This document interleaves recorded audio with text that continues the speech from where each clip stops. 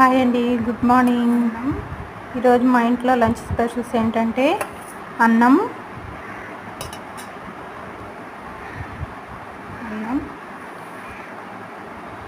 tomato పచ్చడి,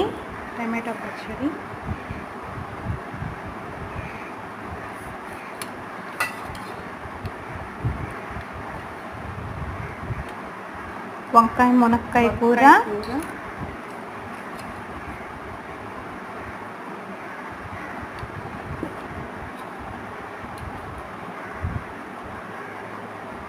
ఆకుకూర పప్పు,